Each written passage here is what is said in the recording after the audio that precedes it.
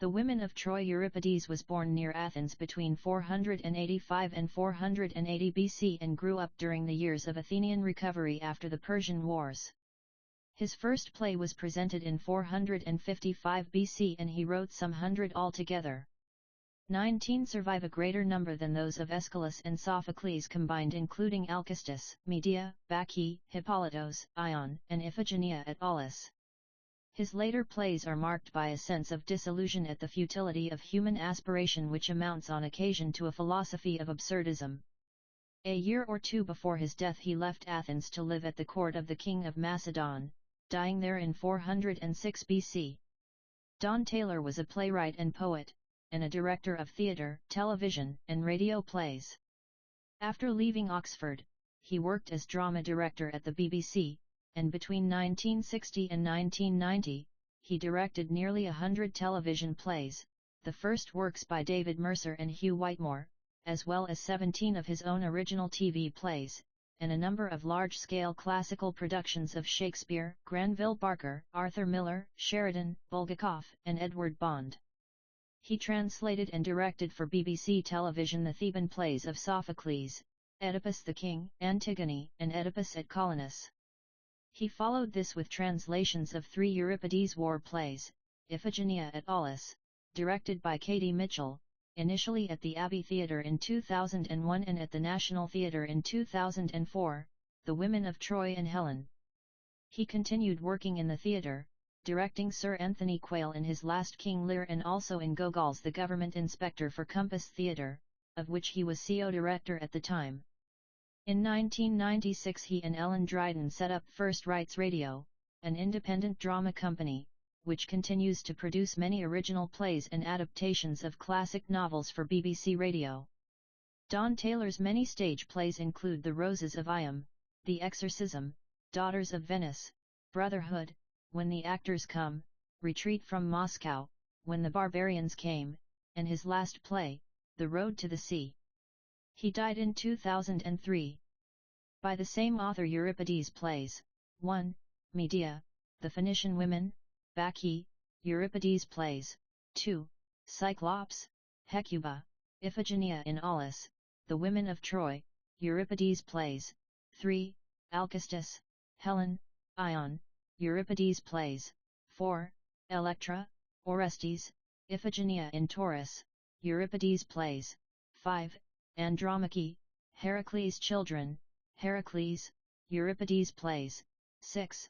Hippolytos, Suppliants, Rhesus, also translated by Don Taylor. Iphigenia at Aulis. Euripides The Women of Troy, a version by Don Taylor. Contents: Introduction. The Women of Troy postscript, reunion in Sarajevo. Introduction. There has scarcely been any doubt what sort of play The Women of Troy is, nor of its central place in the repertoire as one of the masterpieces of Mediterranean civilization. There are moments in the play which are almost unendurable to read, and must in the playing touch on emotions and levels of experience we would all rather not contemplate. One is reminded at times of the memoirs, on film and in print, of Auschwitz survivors, and the strangely compelled sense of horror that keeps us watching and reading.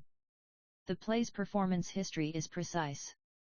Aelian, in Varia Historia, written at the beginning of the 3rd century AD, says, in the first year of the 91st Olympiad 415 BC, Xenocles and Euripides competed against each other.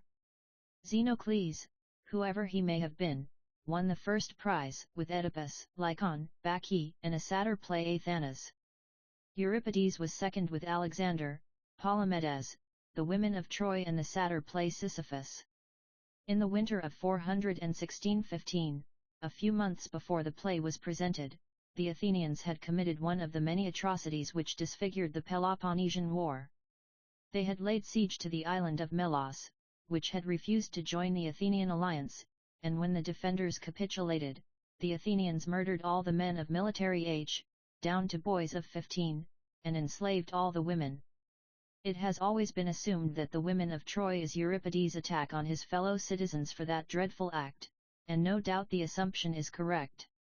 Certainly it must have been a subversive work, not only for its comment on the Melian massacre, but also for its implied criticism of the Sicilian invasion. The great fleet was assembling as Euripides' play was presented, and the prophecy of disaster on the Greek fleet returning from Troy, because they had dishonored the gods' temples in sacking the city, must have seemed the worst possible omen for the Sicilian expedition. Everybody knew the Homeric story, that the returning Greek fleet was scattered in a storm, that most were drowned and many of the rest never reached their homes for many years, and in his opening scene Euripides strongly emphasizes this aspect of the story. It really isn't surprising that he came second to Xenocles in those circumstances. We might be tempted to think it even more surprising that his play was accepted at all. Of course, there is no way of knowing where the Archon's sympathies lay when he accepted Euripides' trilogy, nor that he saw how politically relevant the piece might seem in performance, though the chorus's praise of the men of Sicily for their bravery and their integrity can hardly have been misinterpreted. It is as clear a warning as the Athenians were likely to get from one of their tragedians. But the fact is that it didn't need the Melian massacre to inspire the play. The history of the war had been full of such atrocities: the execution of the Plataean conspirators after they had surrendered on terms in 431 at the very beginning of the conflict, the slaughter of the whole Plataean garrison, followed by the enslaving of the women and reducing the city to ashes when it finally fell to the Thebans and Spartans in 427, the murder of 1,000 prisoners at Mytilene, also in 427, the slaughter of the whole male population of Sion in 421, the list goes on and on. It was a war conducted with little mercy on either side, and considering the small forces involved, with much bloodshed. Thucydides makes it clear Euripides' warning voice was not heard. In 413, a party of Thracians arriving too late to join the reinforcement convoy for Sicily were sent back home under an Athenian commander, with instructions to do as much damage as possible.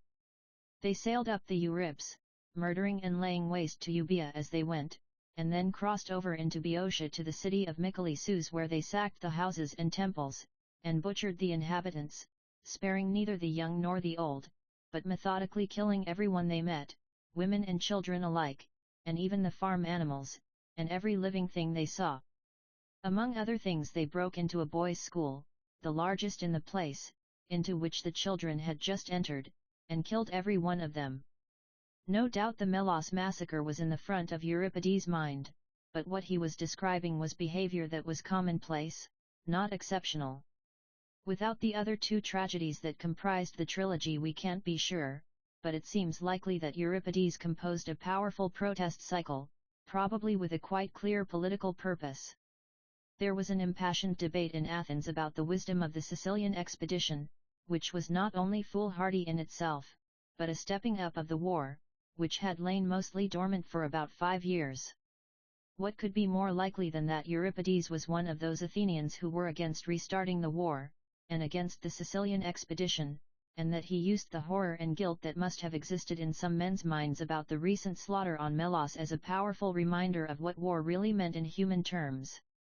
There is no evidence at all as to what part political influence played in the presentation of plays at the city Dionysia, but the plays deal so regularly with the ethical questions that are the basis of political decisions that it must have been considerable.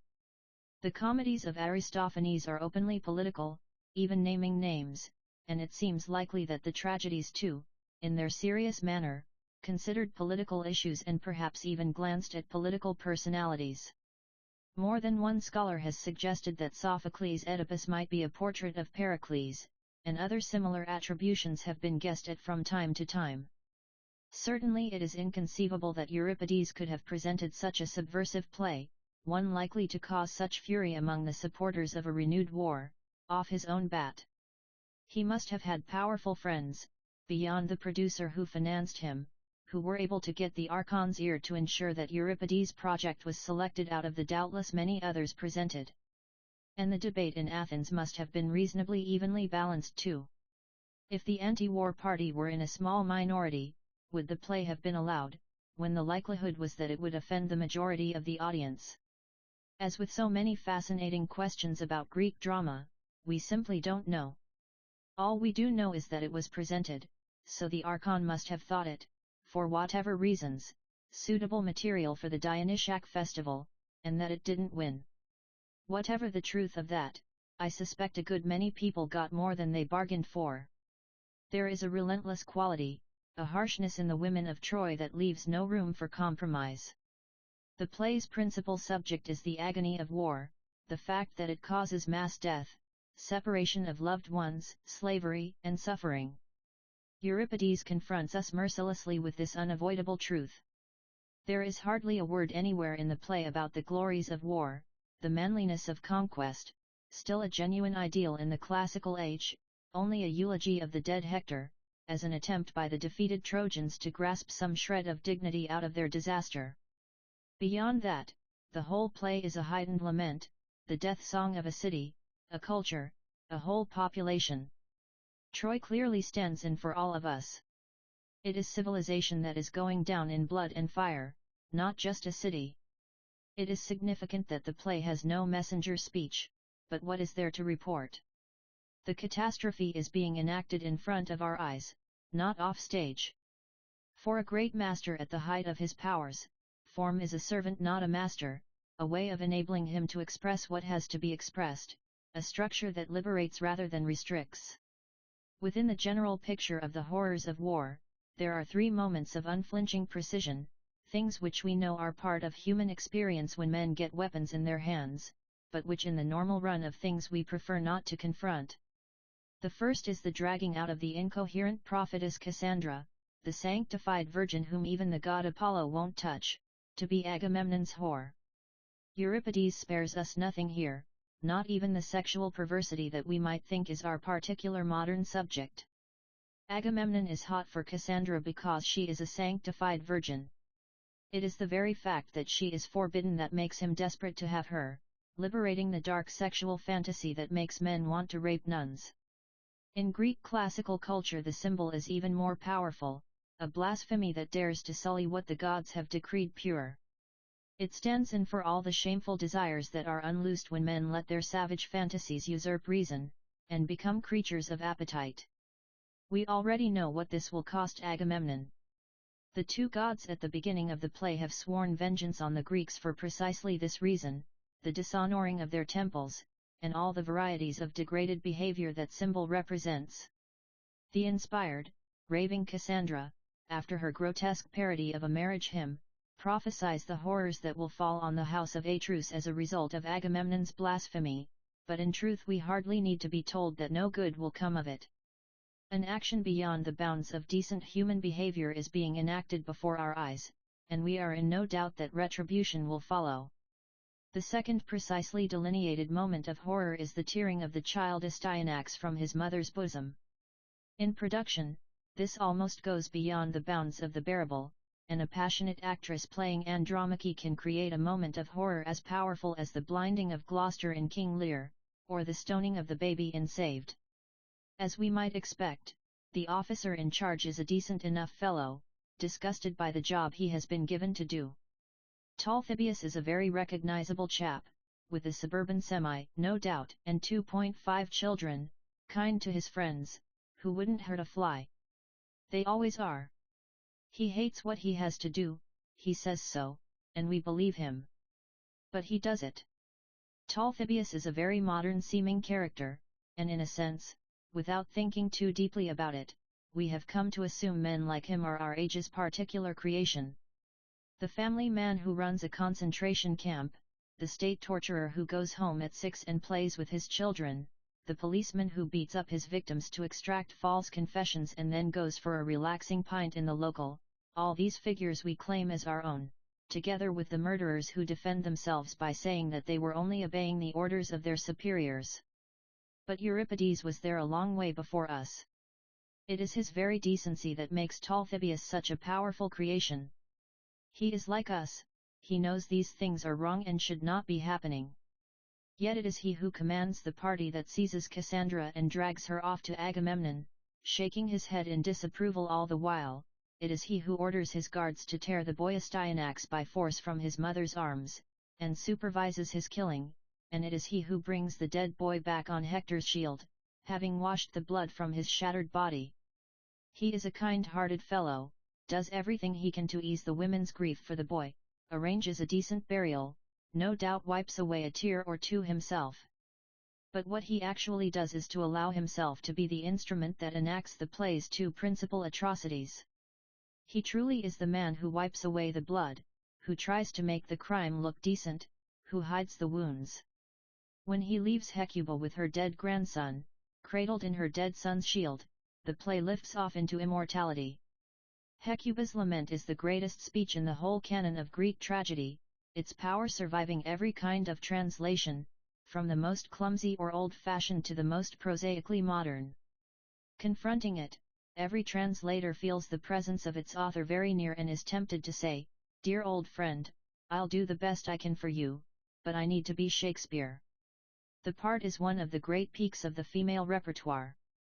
Any actress who can get anywhere near the summit of Hecuba is by definition one of the mistresses of her craft, and it is this heart-rending speech, this third moment of horror precisely delineated, that is the greatest test and the greatest opportunity.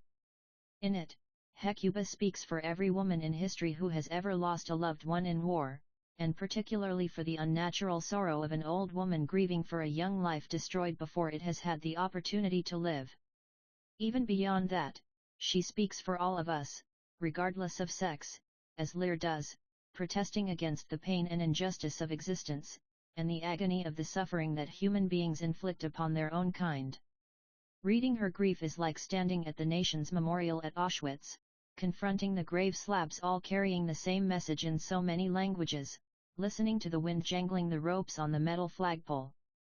It is to bear witness at the graveyard of the human spirit, head bowed in apology. The play is a sustained lyrical poem of grief, a dark cloud heightened by stabs of terrifying lightning, but as you would expect with Euripides, savage irony is present too. In the debate that invariably constitutes the central section of a play by Euripides, Menelaus comes to seize Helen, the woman who caused the war, and who is in that sense the author of all the suffering we are witnessing. Euripides gives us a masterly character study as well as an exercise in forensic rhetoric, as Helen argues for her life. When Menelaus enters, he intends to kill her on the spot. Helen too is scared, seeing summary execution very close at hand. By the end of the scene Helen has not only managed to persuade him to put off all punishment till they arrive in Sparta, she has gone halfway to convincing him of her own innocence. Menelaus, prompted by Hecuba, who has seen Helen at work many times before, has at least agreed that they shall sail back to Sparta in different ships, but how long do we believe that arrangement will last? Between the ruins and the beach Helen will surely wheedle him into letting her share his vessel, and eventually his bed. Even before the scene has ended it is clear that he is lost, as much her sexual slave as he was 10 years before, when he called up his Greek compatriots and launched a war for her sake. The power of Helen verges on the awesome, the divine. She is destructive Aphrodite in human form, and men will kill, torture, destroy, and abase themselves for the chance to kiss her skirt hem. The destructive power of instinct is one of Euripides' central themes. In the rational Greek world, he was the great affirmer of the power of the irrational, and he wrote two of his greatest plays, Hippolytus and Bacchae, to dramatize its destructive force. In this play too, it is clear that the goddess Helen/Aphrodite is going to have her way, but that is not the central matter being considered here. Euripides did not need to include a scene with Helen, or any of this material. He chose to do so, not simply to dramatize the irrational power of sexual love, but to demonstrate the essential pointlessness of all the suffering we have seen enacted and heard described in the play. Helen will not be punished, she and Menelaus will live in Sparta as before. So the war's great end has apparently been accomplished. But was it worth it? Is that why all those men, a whole civilization, died? So that Helen can twist Menelaus round her little finger, just as she has done before our eyes? Euripides not only confronts us with the suffering, but also with a question. If this is what we do to each other, and for this reason, can it possibly be worth it? It is a question that must have echoed in a good many Athenian minds as they went down between the long walls to Piraeus and saw the great Sicilian task force assembling in the bay. Don Taylor from The War plays The Women of Troy. This version of The Women of Troy was adapted and presented in the Littleton Auditorium of the National Theatre on November 21, 2007. The cast was as follows: Chorus Chorus Hecuba Chorus Chorus Talthybius Andromache Soldier Menelaus Chorus Cassandra Chorus Chorus Soldier Helen Rachel Clark Pandora Colin Kate Dutch Annie Laura Elphinstone Beth Fitzgerald Michael Gould Anastasia Hill Mark Holgate Stephen Kennedy Helena Limbury Sinead Matthews Penelope McGee Charlotte Roach Jonah Russell Susie Trailing Director Set Designer Costume Designer Lighting Designers Movement and Choreography Sound Designer Katie Mitchell Bunny Christie Vicky Mortimer Paul Constable and John Clark Struan Leslie Gareth Fry. For further information about the National Theatre's production and resources on the play, visit http://www.stagework.org. Characters: Poseidon, god of the sea; Athene, goddess of wisdom; Hecuba, widow of Priam, king of Troy; Cassandra, their daughter, a prophetess; Andromache, their daughter-in-law, widow of Hector; Talthybius, a Greek officer; Menelaus, king of Sparta; Helen, his wife; Chorus of Trojan women, captured, and soon to be enslaved; Astyanax, a small boy, Hector's son, non-speaking, Greek soldiers; the ruins of Troy. Hecuba is lying face down and quite still. Enter the god Poseidon. Poseidon, I have come here from the bottom of the sea, the salt waters of the Aegean, where the daughters of Nereus, 50 sea nymphs in chorus, circle in their intricate and beautiful dance. My name is Poseidon. I am a god. I built this city, with Apollo I built it, every stone we laid, every tower, even the walls we dressed and leveled with plumb line and mason's square. So I've always had a particular love for this city of the Phrygians, and look at it now, a smoking ruin, devastated by the power of the Greek war machine. A Phaeacian inventor by the name of Epius, who lived on Parnassus, with skills he learned from Athene, and probably with her help, designed and built a horse, whose capacious belly was pregnant with armed commandos, and managed to get it, together with its murderous payload, inside the walls, so that no one in the future will ever forget the stratagem that goes by the name of the wooden horse, nor the ferocious strike force it concealed. And now, the temple gardens are deserted, and puddles of blood smear the sanctuaries of all the gods. King Priam lies dead on the steps of the temple of Zeus, protector of the city. More gold than can be counted and anything soldiers can loot finds its way down to the Greek ships, and all they're waiting for now is a following wind, so that after 10 years, and 10 sowing seasons, they can joyfully set eyes on their wives and children, these Greeks, who brought an army to sack Troy. As for me, I have been defeated too, by Athene, and Hera, goddesses who supported the Greeks, and who, between them, have utterly devastated this city of the Phrygians.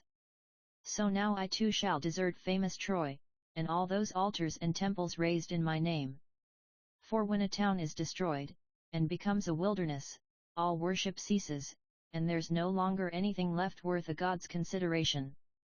Now the riverbank of this commander echoes with the screams and moans of captured women, as various Greek lords draw lots for them and they become their slaves.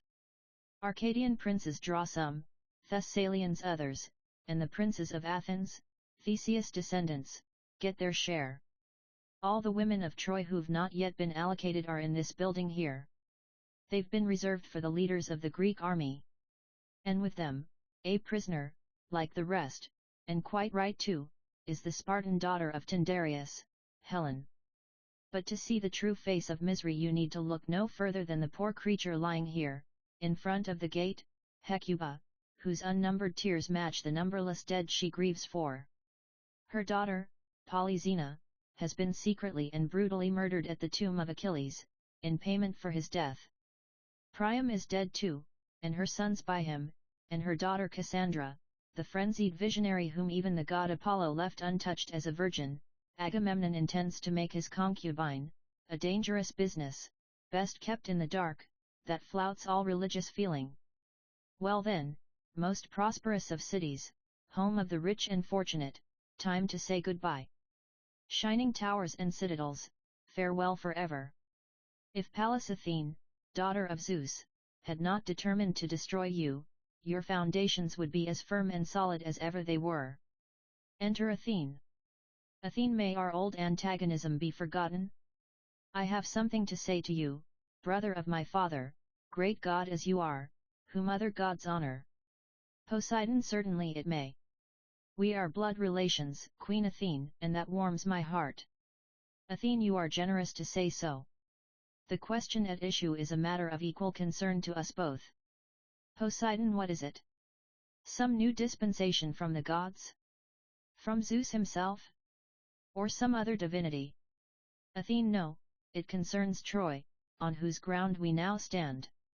I want to make a pact, join your power to mine. Poseidon, is that so? You pity your ancient enemy now, you see her a smoke-blackened ruin, do you? Athene, that's not the point. First, give me your answer. Will you join me, and help to carry out my plan? Poseidon, by all means. Though I'd be glad to know what it is. Are you helping the Greeks now, or the Trojans? Athene, my former enemies, the Trojans, will be comforted. I shall make the Greeks return home a disaster. Poseidon, a somewhat cavalier change of mind, surely? Are you usually so casual whom you love or hate? Athene, haven't you heard? I've been insulted, my temple desecrated. Poseidon, yes, I know. When Ajax dragged Cassandra from sanctuary. Athene, the Greeks didn't punish him. Not even a reprimand. Poseidon, when your power had enabled them to bring Troy to its knees. Athene, I shall punish them for that. With your help. Poseidon, I'm entirely at your service. What can I do? Athene, I want their voyage home to be complete disaster. Poseidon, before they set sail? Or out at sea? Athene, when they've left Troy and are nearing home. Zeus has promised me a savage hailstorm, torrential rain, and gale force winds in the middle of the night. And he's given me the use of his thunderbolts, to strike the Greek ships with lightning, and burn them at sea. Your task will be to make the Aegean heave with mountainous waves, every third wave even higher than the rest, and swirl and eddy the salt waters with dangerous whirlpools, and fill the whole bay of Euboea with floating corpses so thick you could walk on them. So that the Greeks will learn their lesson, and in future, respect my temples, and fear the power of the gods. Poseidon, Athene, you need not waste more words, I shall do that with pleasure. The whole Aegean from the shores of Mykonos and the rocks of Delos to Skyros and Lemnos and the headlands of Caphria and the open salt sea, I shall whip up to a foam, so that the number of the drowned will be beyond counting. You get off to Olympus now, get hold of the thunderbolts, and watch your opportunity when the Greek fleet casts off for home. When a man sacks a town and destroys everything, even sacred temples and the tombs of the dead, he's asking for trouble. The same destruction sooner or later, will fall on his own head. Exeunt Athene and Poseidon. Hecuba, lift up your head from the dust, heave up from the earth the weight of your misery, you whom the gods have cursed. Troy has ceased to exist, and we, by birth Troy's kings and queens, rule nothing now. The old life is gone, old gods, old hearth and home, destroyed. We must endure it, flow with the stream, let the new wind fill our sail, not breast a running tide with our fragile prow. Oh, weep, weep, for my burning home, howl for my children dead, for my husband dead, the boast of my noble family, empty as a sail when the winds fall. Some agonies are beyond telling, and some must be told. Let my stretched limbs shake with it then, this keening, on my rack of pain, my bed of cold stone. My temples are throbbing, my head will burst, my heart shatters the walled prison of my breast. Oh, to sway, flow, lifted by the gentle rocking of a boat, to keep time with the dirge I must sing now, the song of the dead, my threnody of tears. This is the only theme for the black-clad muse of the destroyed, no dancing can express it, dissonant music, harsh rhyme. O you ships, whose sharp prows cut the purple sea as your oars pulled in a cloud of spray from the sanctuary of the harbours of Greece, till your bows grounded in the bay of Troy, sad Troy, ominous your flute's bleak song, your pipe's death-like cry as on taut Egyptian cables you swung at your moorings at Troy, sad Troy, like hunters on the scent of Menelaus Helen, born to dismay her brother Castor, and bring shame to the banks of Euripides, you brought death to Priam whose seed bred 50 sons. A headlong fall to suffering Hecuba, and a broken heart. Look at me now, throned in the dust by Agamemnon's tent flap, an old woman, dragged as a slave from my home, all hope plundered from my god-cursed ravaged grey head, with no reprieve from my punishment of everlasting sorrow. Weep, wives of the bronze-armoured Trojans, grieve for your heroes dead, daughters, harrow the clouds with your tears for husbands lost. Troy is burning. Like the mother bird at her plundered nest, my song has become a scream. No music can I borrow from the stately dance or the solemn psalming to the gods of Troy I sang among the women, nor the slow rhythm I began, Priam's scepter in my hand, when I led the dancing. Enter the chorus. Chorus Hecuba, did you shout aloud, or was it a howl of agony? How far did it carry? Through the walls we heard a sound that made us shiver in our misery as we hid in the ruins, wretched women of Troy, facing a life of slavery. Hecuba, my women, my girls, already the Greeks deploy their ships, their hands reach for the oars. Chorus No, no. Will they really drag us away from our homes, and ship us overseas to theirs? Hecuba, I know nothing, but sense that the worst will come. Chorus I can't bear it. Soon we will hear them shout, get moving, you Trojan women, hey, slave, kiss your home goodbye, and now, move out and get on board. We're sailing for home. Hecuba, but not Cassandra, not her, dear heaven, leave that child inside, my god-crazed daughter in her visionary ecstasy. Don't let the Greek soldiers deport her, not a poor mad girl. How can I grieve more than I do, is there more pain for me? O Troy, you are lost. We all leave you now. And whose misery is greater, the dead, whose day is past, or the living, who must live in slavery? Chorus I'm so frightened, look, I'm shaking with terror. I crept from Agamemnon's tents, dear queen, when I heard you cry out. What new horror must I suffer?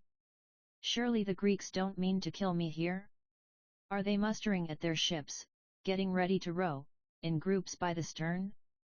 Hecuba, my children, a blasted mind never sleeps. I came out here at dawn. But there's no relief. Chorus Is there any decision? No message from the Greeks about the slave allocation? Who'll be master of my grief? Hecuba, it won't be long now till you hear the worst.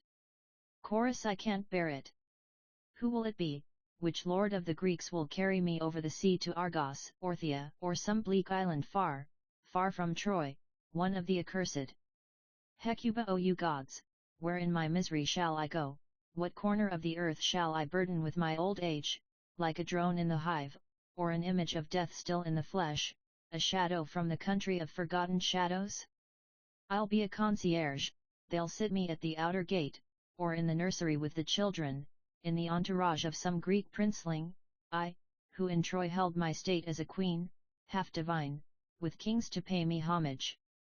Chorus Oh the pity of it, the pity! What words, what howling, can give tongue to a pain no animal could endure? Never again in the shadow of Mount Ida will these hands of mine pass the shuttle back and forth between the threads as I sit at my loom.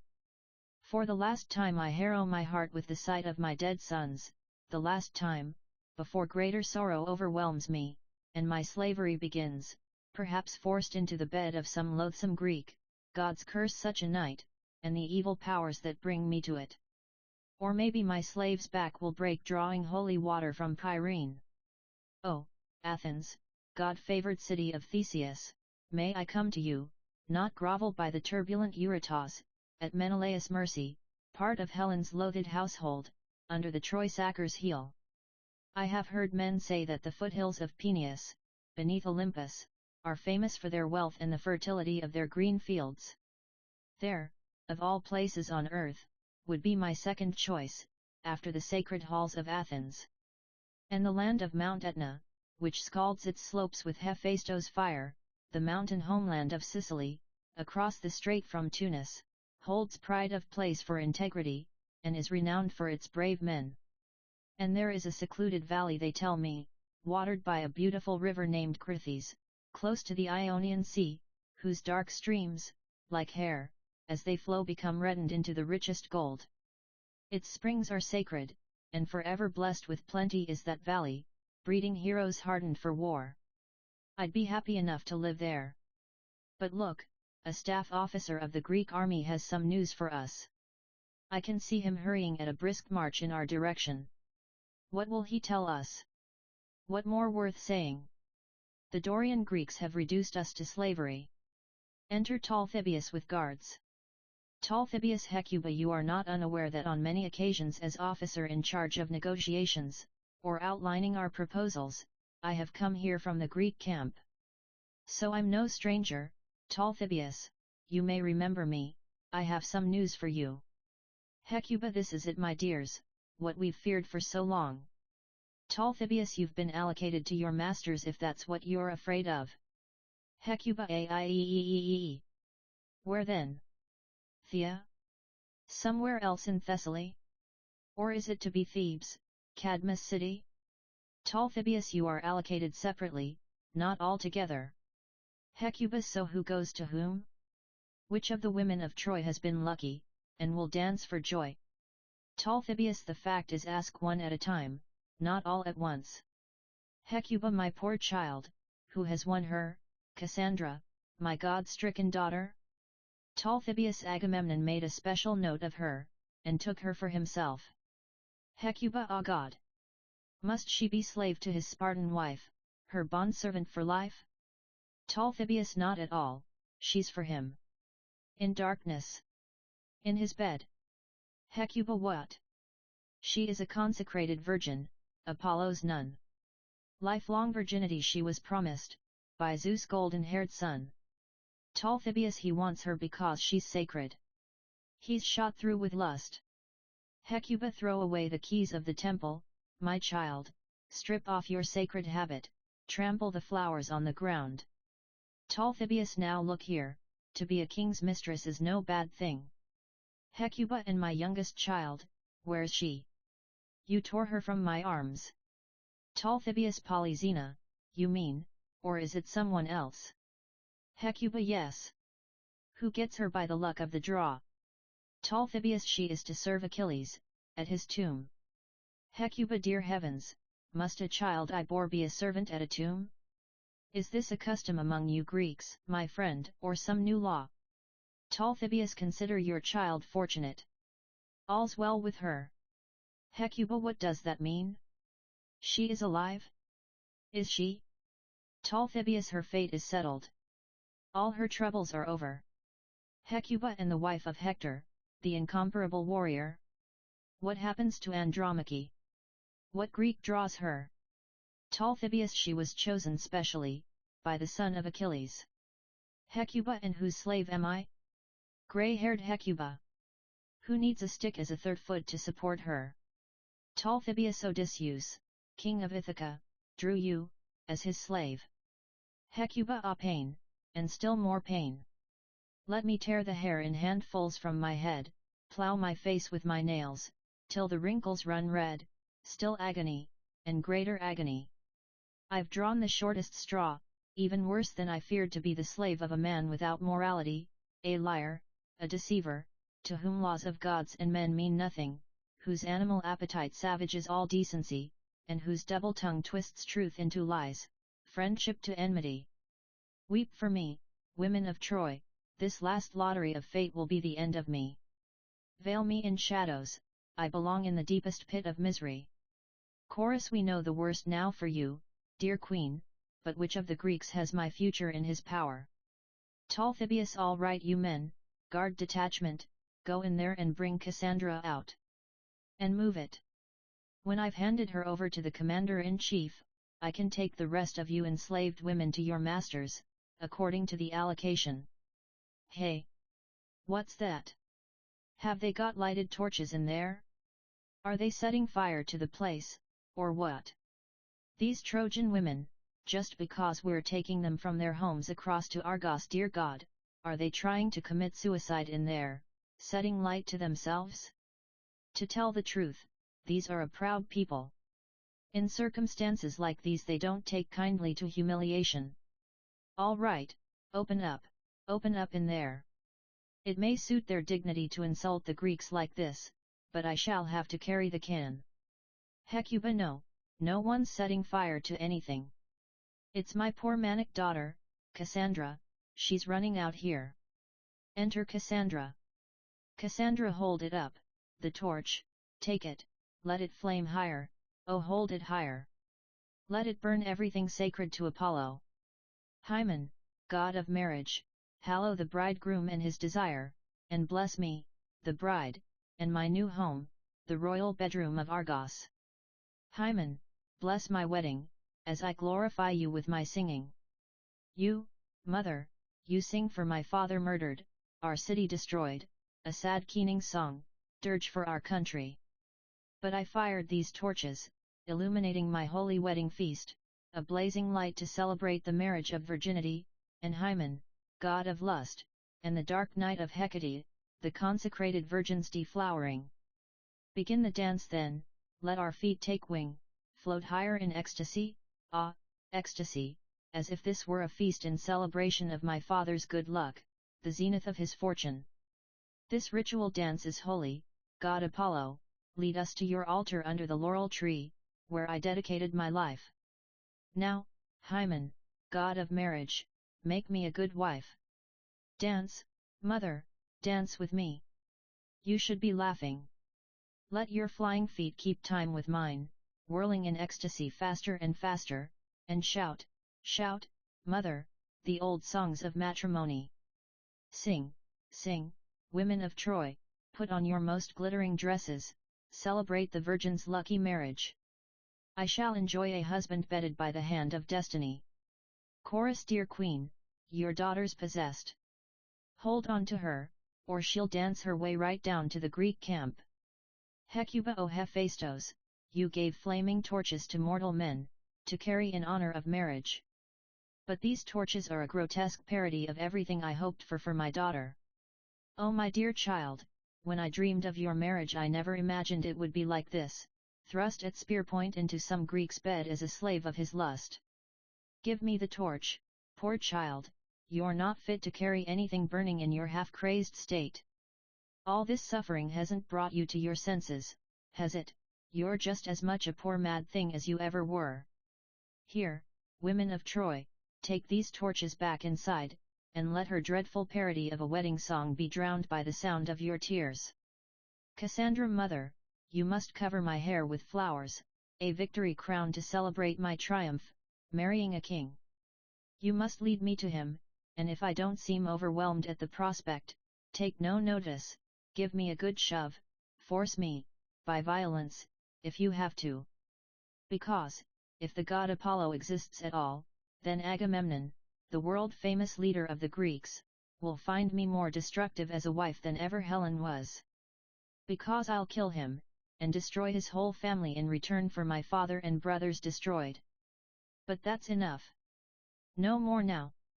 Some things are best passed over in silence. Why should I sing prophetic songs about the axe that will sever my neck, and some other necks too?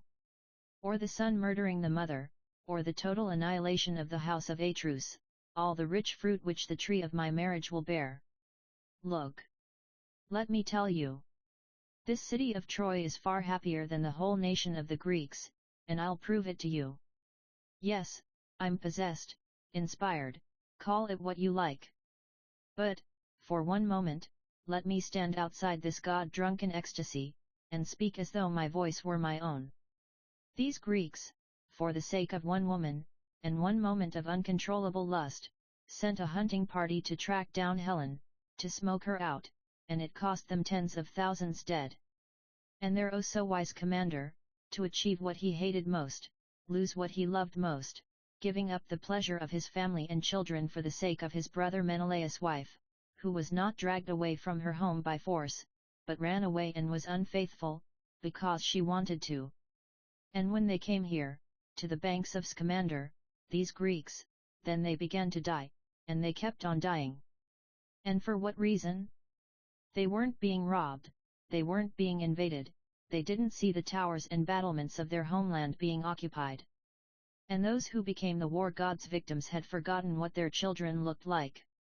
They weren't washed and shrouded and laid to rest by their wives' loving hands, and now their bodies lie forgotten in a foreign country.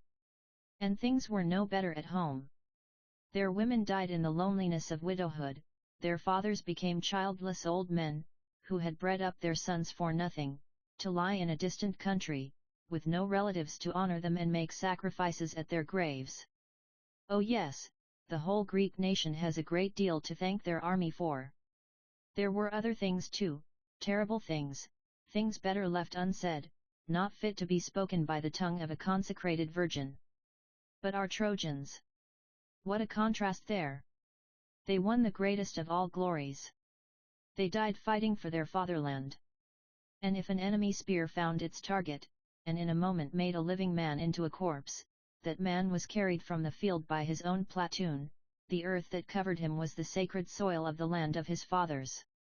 The hands that wrapped him in his shroud were the right hands, according to the customs of burial in our country.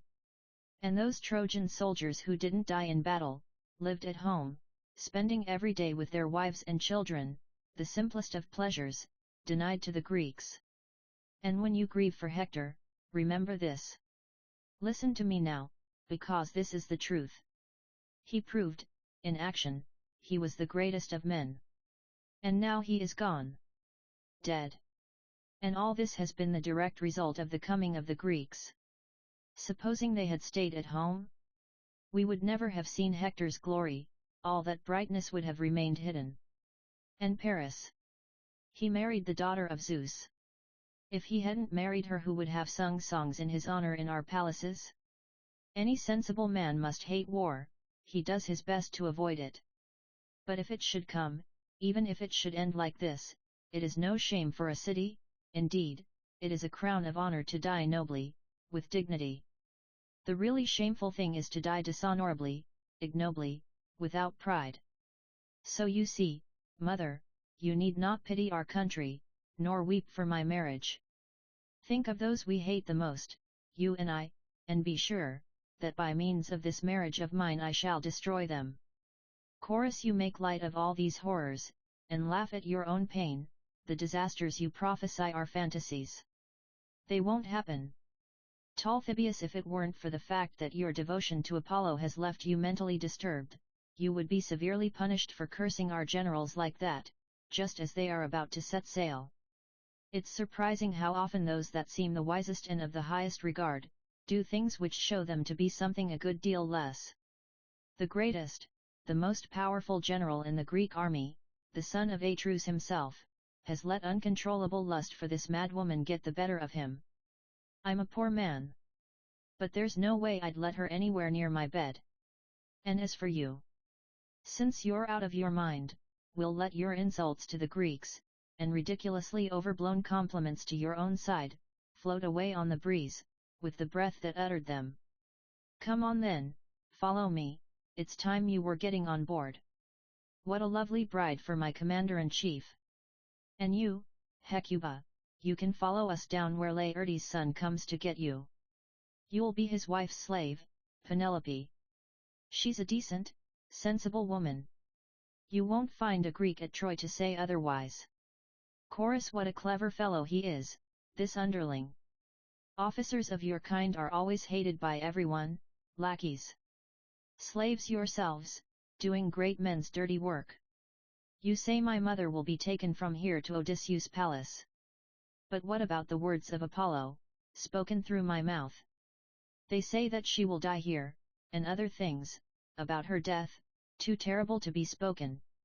And as for Odysseus, what can I say about his sufferings, except that what I suffer, and what Troy suffers will one day seem like a golden age to him.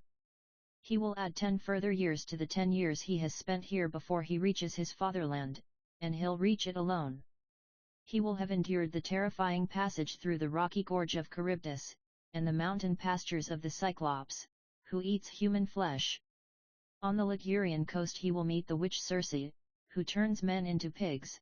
He will be shipwrecked more than once in the open sea, and have to face the seductive desire for oblivion in the drugged land of the lotus eaters, and the sacred oxen of the sun god, whose slaughtered and jointed flesh will moan like a human being in pain, a sound to strike terror into Odysseus' breast. Finally, to cut short this catalogue of horrors, he will pass through hell, while still alive, and after crossing the marshes of the Lake of the Dead, when he reaches Ithaca, he will find his old home torn apart by troubles, 10,000 of them. But why should we waste our breath on the sorrows that lie in wait for Odysseus? That arrow has left the string, but not yet hit the bull. Take me then, to marry my bridegroom in the very doorway of hell. In the dead of night they'll come to bury you, vilest, filthiest of men, as though the daylight were ashamed to see you, the great Greek leader Brotlo who dreamed of mounting so high. Me too, my naked flesh will be thrown into a rocky gully, where the storm waters rush close by my bridegroom's grave. Wild animals will eat Apollo's consecrated priestess. My crown of flowers, my white robe of the most beautiful of the gods, and all the ritual of Dionysus, goodbye to all of it, the feasting and celebrations, so precious to me. Tear them all off, and my skin too in strips, let the wind carry them back to the god of prophecy, while my flesh is still untouched. Where is the general's flagship? Which way must I go? Who could wait for the wind that fills her sails more eagerly than I do? One of the avenging furies, dragged from the ruins of Troy. Goodbye, mother. No tears. O land of my fathers, dead brothers who lie under this earth, father who sired me, soon, soon we'll meet, short, oh short my journey, in the house of the dead, and you'll greet me with joy for the victory I bring, the family at whose hands Troy died and all her people perished, the house of Atreus, destroyed. Exit Cassandra with the guards. Chorus: Where are Hecuba's women? Your venerable queen has fainted, she's collapsed, and lies speechless on the ground. Don't let her just lie there, you bitches, an old woman fallen flat on her face. Get her up on her feet. Hecuba, no, leave me alone. Your kindness, my girls, is no kindness to me. Let me lie here just as I fell. What I am suffering, and have suffered, what I will suffer yet, is more than enough to make anyone fall and never get up again. O you gods, what good were you to us? Betrayers! And yet people still call upon gods when bad luck, or history, has flattened them and the whole of their world has collapsed. So let me tell you how fortunate I was, born lucky, to heighten the tragedy of what has happened to me now. I was royal by birth, and I married a king. My sons excelled, not merely because I bore so many, but because they were the best among the Phrygians. What's more, they were Trojans, and such Trojans as no Greek woman or barbarian could ever boast of bearing. And I saw every one of them slaughtered by the swords and spears of the Greeks. By their open graves I have stood, and cut my hair in mourning to cast upon their bodies, and so many bitter tears I have wept for their father, Priam. No one told me of his death, no one brought me the news. With my own eyes I saw him hacked down on the altar steps of our holiest temple, and the whole city sacked as the Greeks ran riot, all the daughters I brought up with such care, to make them fit brides for princes, I saw them snatched from my arms, their good breeding wasted on brutal soldiery and foreigners. There's no hope they'll ever see me again or that I will ever see them. And now, like the keystone to my arch of misery, in my old age I must go to Greece to finish my life as a slave.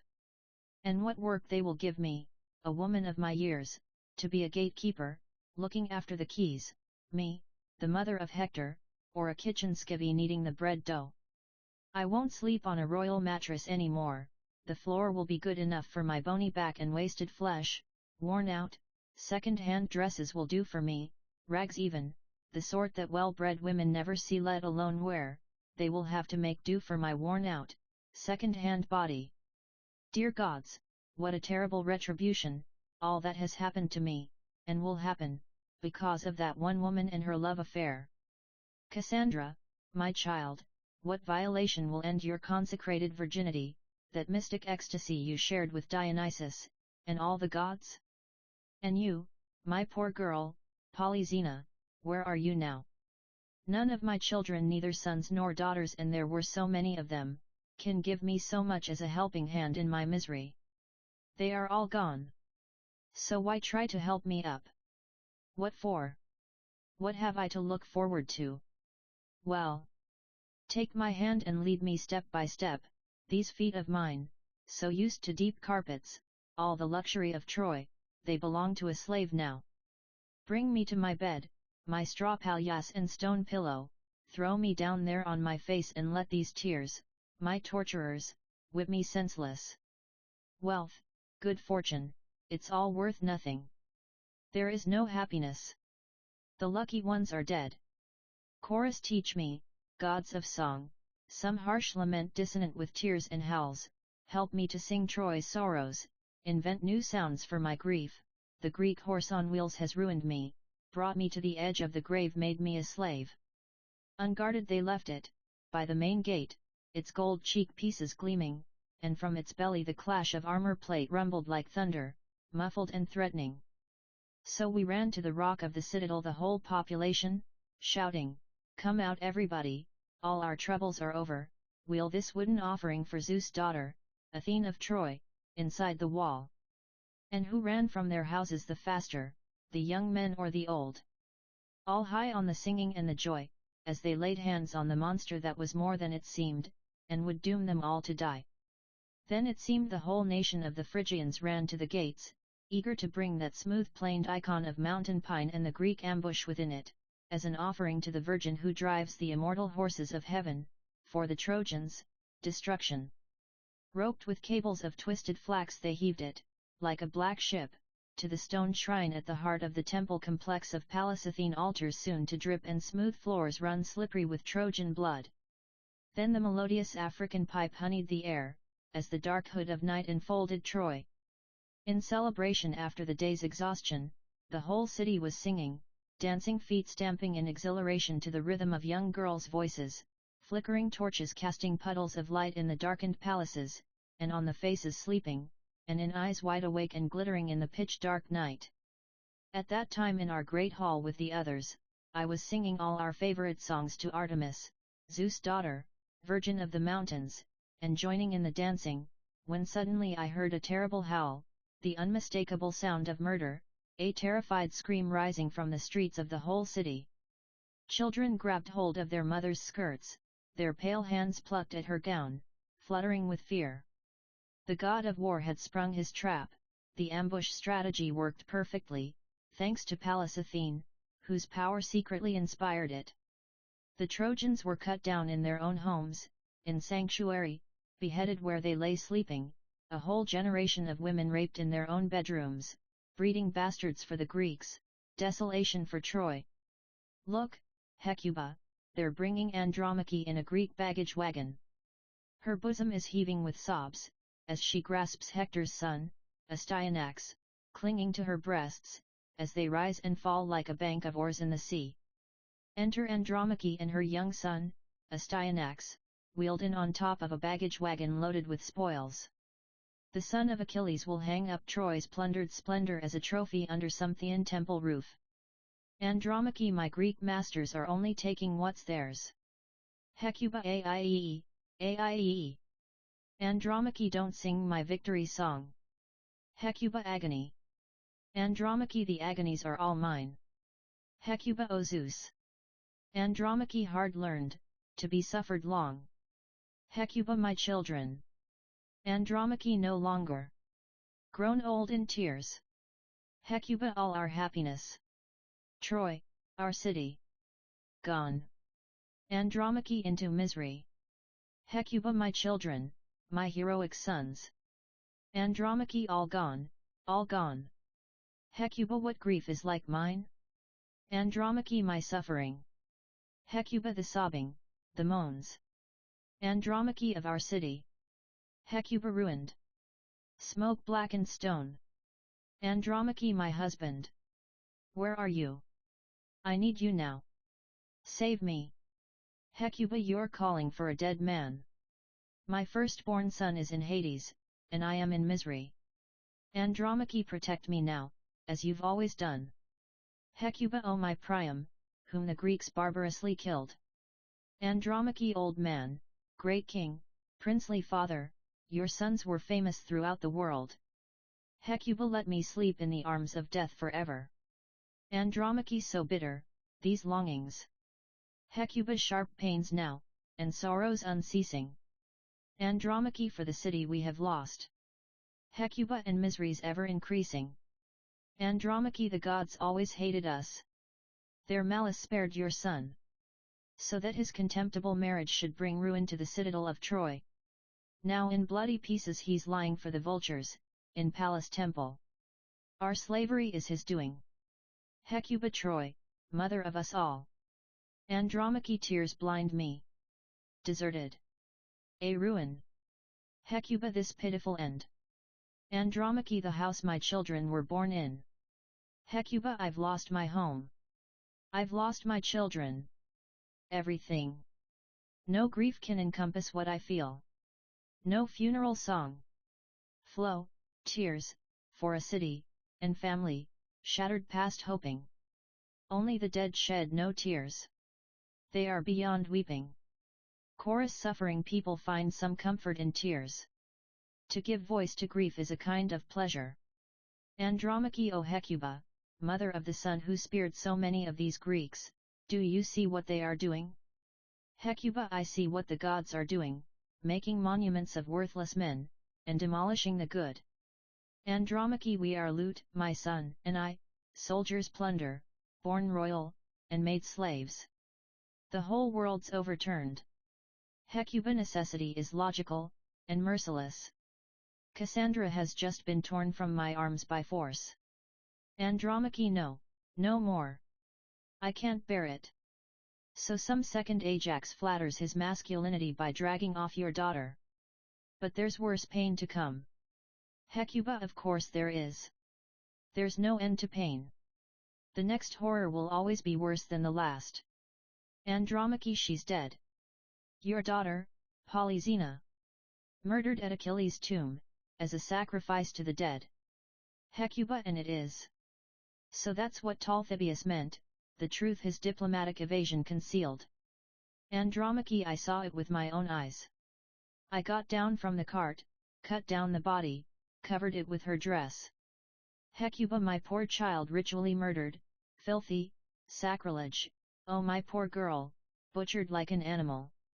Andromache, anyway she's dead, however it happened, and she's happier dead than I am living. Hecuba, no, no one is happier dead. The living at least have hope. To be dead is to be nothing. Andromache, dear mother, listen. You are my mother too, even though you didn't give me birth, listen and draw some comfort from what I'm saying. To be dead is the same as never to have been born. But to die is better than a life of agony, because the dead feel nothing, and no pain can touch them any more. Whereas someone whose life has been prosperous and lucky, and is then overwhelmed by disasters, knows what it's like to have been happy, and is heartbroken to be excluded from that paradise. For your child, it's as though she had never seen the light of day, she's dead, and knows nothing of her suffering now. It's different for me. Being Hector's wife, I aimed at the highest a woman could wish for, and I hit the mark. And now I have lost everything. Living with Hector, I made it my business to be the perfect wife, never wanted even to leave his house, because that's the certain way to compromise a woman's reputation, gave up all desire to go anywhere and was joyfully fulfilled at home. And even at home, I admitted no fashionable gossip or women's chatter, but used my intelligence to improve my own mind, and was content with that. I lived quietly with my husband, my happiness was obvious whenever our eyes met. I knew what things were my prerogative, and how to give in gracefully to his authority in matters that were his. But my reputation as the ideal wife reached the Greek camp, and that ruined me. As soon as I was captured, Achilles' son asked for me as his wife, meaning his whore, to be a slave in the very house of the man who murdered my husband. If I drive the memory of my beloved Hector out of my mind, and open the doors of my heart to the man who owns me now, I shall betray the love of the dead man, and mine to him. And if I refuse to allow this prince to touch me, I'll provoke the hatred of the man whose power is total over me and mine. They say one night in bed with a man will convince any woman and pleasure away her hatred. I spit in the face of any woman who forgets her dead husband to jump into bed with the next one. Dear God, not even a mare, uncoupled from her old yoke fellow and stablemate will pull in harness willingly. And animals are supposed to be inferior to men, with no power to reason or speak their thoughts. But you, Hector, my love, you had everything I dreamed of in a husband, in intelligence, good family, wealth, and courage, the greatest of men. You took me as a virgin from my father's house, and I gave my body for the first time to you in our marriage bed.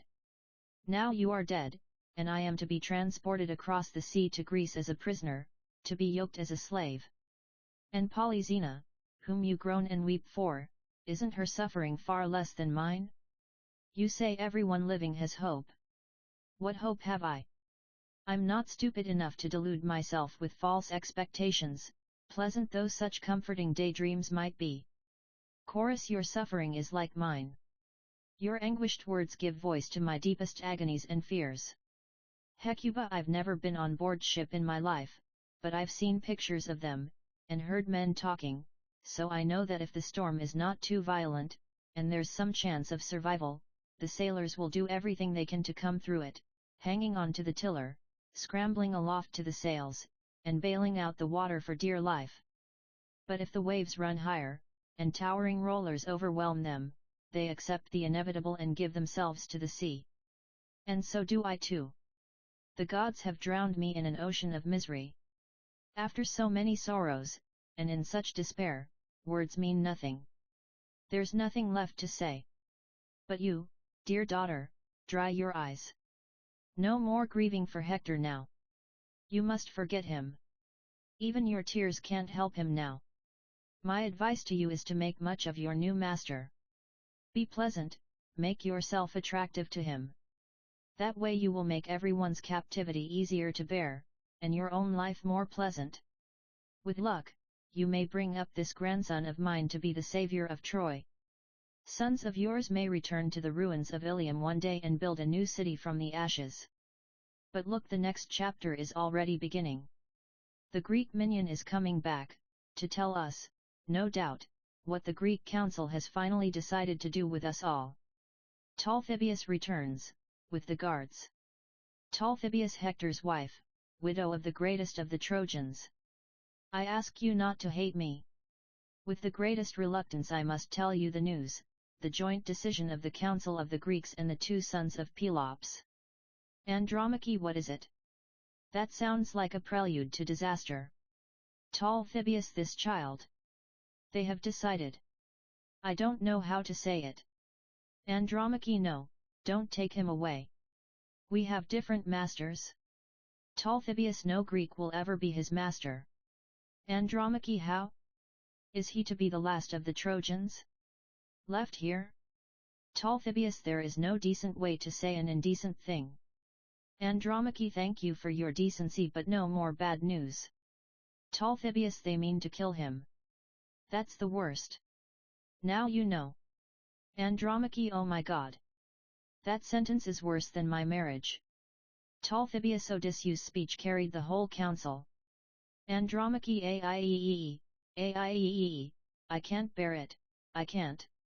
Talthybius, that the son of such a father must not be allowed to grow up.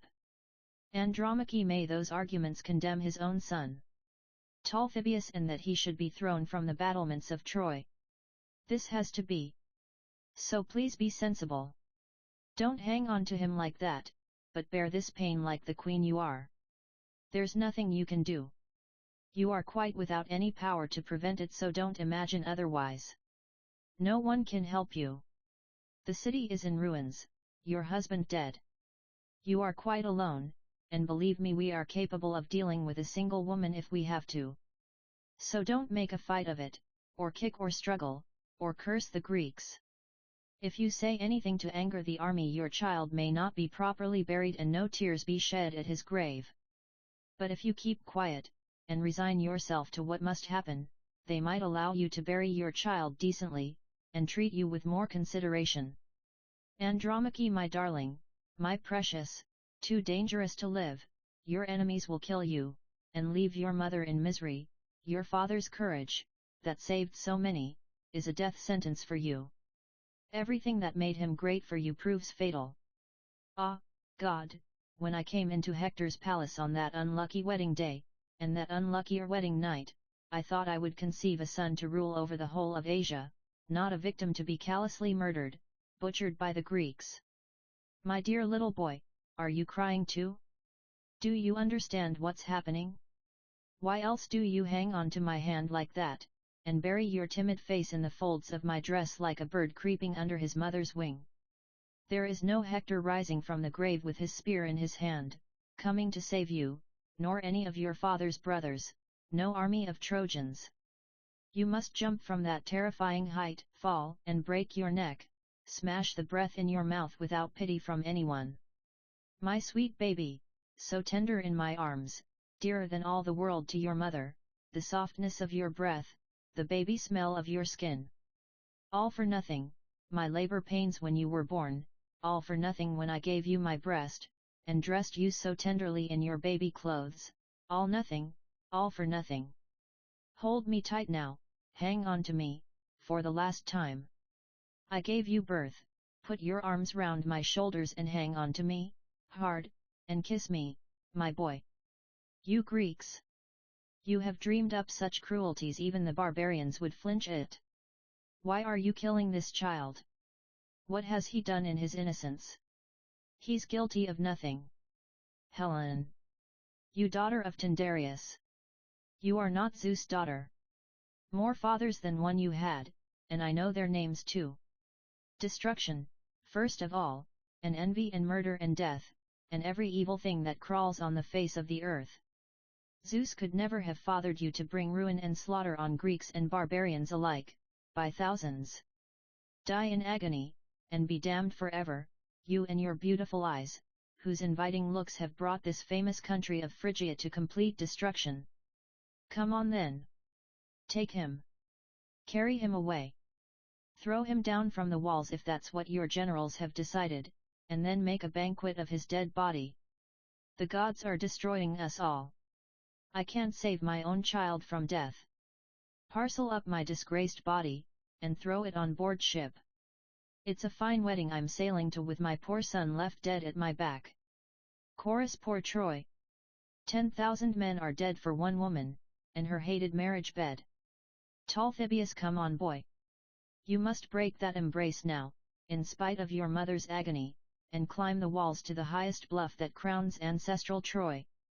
At that place, according to the vote of the army committee, you must give up your life. Take him then. Someone tough and unthinking they need for this job, without pity and no scruples. I'm not half hard enough.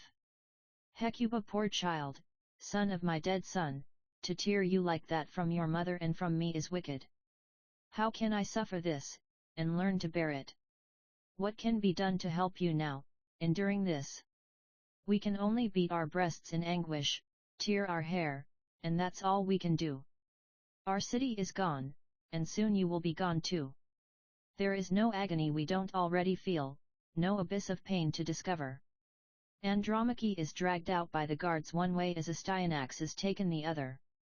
Chorus: From the sea-fringed shore of Salamis, the island of beehives that faces the sacred slopes where the first bough of the blue-grey olive was unveiled by Pallas, ancestor of the groves that sit like a wreath of honor on the shining brow of Athens, came Telamon, Salamis' founder, across the waves of the Aegean to destroy the ancient city of Troy, with the archer Heracles, in the distant past when Greece first came to Ilium, to bring it to the dust. The flower of Hellas he led in his rage for the immortal horses of Zeus, first promised, then denied. In the calm shallows of Simois they rested their sea-going oars, cast hawsers to make fast the sterns, while Heracles' mighty arm took the bow from his ship and killed Laomedon, and with flashes of fire like a whirlwind shattered and burned the very stones of Apollo's city. Once in the past and now again, Greek arms have brought Dardanus' city to the dust. O Ganymede, son of Laomedon, as you step so delicately among the golden wine cups, pouring the vintage for Zeus, enjoying a favorite's privileges, what use are you to your city, as it rages in flames, and the Greeks bring carnage to the land of your birth? Is that the cry of seagulls screaming for their young on the seashore? No. Women of Troy, wives for their husbands screaming, for their dead sons, daughters weeping desperately for mothers too old to live slaves for long. Your pools for fresh water swimming, that trackway where you always loved to go running, all obliterated now. While you were reclining serene in your youthful beauty by the throne of Zeus, the Greeks were destroying Troy's people and Priam's city. Love, consuming love, once came to the palace of Dardanus, Laomedon's home. The gods themselves were trembling with the excitement of it, and Troy seemed promised an immortal destiny at the Olympian wedding of Tithonus with Aurora, goddess of the dawn. No further reproach will pass my lips against Zeus or his doings. What's done is done. But the pure light of morning that cheers everyone, saw destruction dawn on our city, saw our citadels collapse, and yet, Aurora herself had a Trojan husband in her bed, was breeding children by him, after abducting him in her four-horsed chariot, to enjoy her love among the stars. For us, vain dreaming, false hopes. The gods hate Troy. Enter Menelaus. Menelaus, even the sun shines brighter today, this most glorious of days when I shall finally get my hands on that wife of mine, Helen. Yes, I am the man, Menelaus, who for 10 years have endured this terrible war together with the Greek army. But it wasn't only for my wife's sake that I came to Troy. People say that, I know. My real motive was to get my hands on the man who stole my wife, violated the sanctity of my much-loved home, treacherously deceived me, his host, and thumbed his nose at every known principle of hospitality. Well, I've certainly made him pay for that, with the gods' help of course. Him, and all his people, the Greeks have butchered the lot, and turned his great city into a wilderness. But certainly, too, I have come to fetch the Spartan woman. It gives me no pleasure to speak her name, the woman who was my wife. She's been counted into this temporary prison with the rest of the Trojan women. The Greek soldiers, whose blood and guts have been tested and spent in so many battles to get her back, have handed her over to me, to kill her here on the spot unless I decide to take her back to our Argive homeland. That's up to me. In fact, I've decided to pass up the opportunity of killing Helen here in Troy, and to row her home to Greece, where she will be handed over to the relatives of all those who died at Troy to be executed in payment for their blood. Get in there, you guards, into that building, and bring her out here, drag her out by the hair, sticky with dead men's blood, the murderess. And as soon as the wind's in the right quarter, we'll ship her off to Greece. Hecuba, O Zeus, you who at the same time support the earth like a great pillar and sit throned upon it, unknown, unknowable, whether we call you a force of nature or an image in the mind of man, hear the prayer I offer, as mysteriously, unheard, you lead men's footsteps in the paths of justice. Menelaus, that's a new way to pray to the gods. Hecuba, if you mean to kill your wife, Menelaus, you'll have my support. But don't see her, don't risk becoming a slave of your lust again. With one look she makes men's eyes her prisoners, she sacks whole cities, burns houses to the ground with that bewitching smile. I know her, and so do you, everyone who's met her and suffered for it knows her well enough. Enter Helen, guarded. Helen, Menelaus, if this is just the start, I'm terrified of what may come next. Your guards have dragged me out here in front of the building with such violence and contempt. You hate me, I know. I'm almost sure you do. But this one question I must ask you nevertheless. What have the Greeks decided, what have you decided to do with me? Am I to live or die? Menelaus, nothing definite was decided. But the army unanimously gave you to me, your wronged husband, to kill you. Helen, can I speak in my own defense, and show how unjust it would be to kill me, if you do? Menelaus, I've come for an execution, not an argument. Hecuba, hear her, Menelaus, let her speak, don't let her die without a word in her own defense. And then let me make the case against her. What do you know of the havoc she has caused in Troy? Nothing. When I've had my say, read the whole indictment, there'll be no room for any doubt that she's guilty. Menelaus, you're asking a favor, and that will take time. But if she wants to speak, that can be allowed. It's for your sake, be quite clear, that I allow it, not hers. Helen, it probably doesn't matter if I speak well or badly, if you've already decided against me. You won't even bother to answer. But if your accusations against me are what I think they will be, I shall answer your arguments with arguments of my own. First of all, this woman, Hecuba, she gave birth to all the trouble by giving birth to Paris. Secondly, he destroyed Troy, Priam did, the old king, and he destroyed me too, when he failed to strangle his brat at birth, Paris Alexander, seeing in him, as he did, an image of that firebrand that would burn Troy. And then what happened? Listen, and I'll tell you. Paris had 3 goddesses in one harness, and sat in judgment on their beauty. Pallas offered him the leadership of a Trojan expeditionary force that would take out the whole of Greece. Hera promised that if he gave her the prize he would become the master of Europe and the whole of Asia. But Aphrodite simply and rapturously described how beautiful I was, promised him he should have me if he chose her as the most beautiful of the 3 goddesses. Think carefully about what happened next. Aphrodite won the prize, and think what a blessing my marriage to Paris was to Greece. You are not under the heel of a barbarian conqueror, not defeated in battle, no totalitarian dictator has you at his mercy. But Hellas' good fortune was my ruin, exported, I was, sold off abroad, my exceptional beauty was a saleable asset for Greece. And now all I get is vulgar abuse instead of the respect and honor I deserve. You will say, no doubt, that I have ignored the main point, the reason why I ran away from your home in secret. He came, call him Paris, or Alexander, whichever of his names you like, that genius of destruction Hecuba gave birth to, and with him came a goddess, well, not exactly a weakling as goddesses go.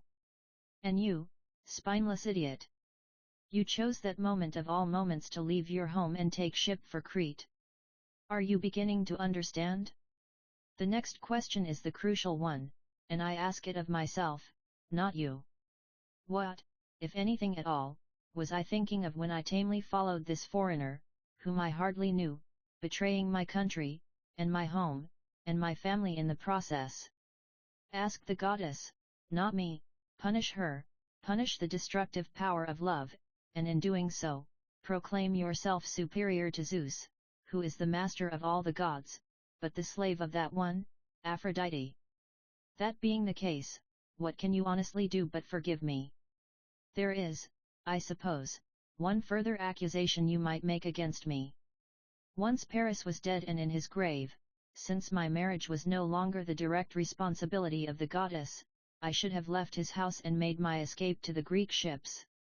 God knows, I wanted to, and God knows how I tried. Ask the guard commanders at the great tower posterns, ask the sentries on the walls, ask them how many times they caught me lowering my clumsy body in secret from the battlements of Troy, or shinning down ropes to reach the ground.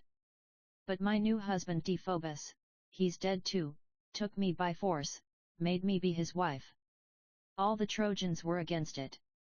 Well then, husband, can you still think it right to kill me? Could you do such a thing with any justice? I had no choice. I was raped, not married. My life in Troy was the most abject slavery, nothing glorious about it. And I have destroyed them. The gods have acted. Will you oppose them? Only a fool would dare to do that. Chorus, speak up for your children now, dear queen, speak for your country. Show her arguments for what they are, fluent, but wicked. She's a dangerous woman. Hecuba, first I shall speak for the goddesses, and expose this woman's slanders for the rubbish they are. The gods are not fools. Hera and the virgin Pallas would never have perpetrated such acts of brainless stupidity. Would Hera ever sell her own city of Argos to the barbarians? Or could Pallas conceivably allow Athens to come under foreign domination simply for the sake of a game? If they went to Mount Ida at all, for mere childish amusement, and the vanity of beautiful women, why should Hera so suddenly fall victim to an insatiable craving to be thought beautiful? To get a more aristocratic husband for herself than Zeus? And is Athene now on the lookout for a husband among the gods? Her hatred of marriage is well known. She pleaded with her father for eternal virginity, and he granted it. Don't attempt to disguise your own wickedness by accusing the immortals of such stupidity. No sensible person will be taken in. And Aphrodite herself, you say, this is ludicrous, laughable, came with my son to Menelaus' house. Is it likely?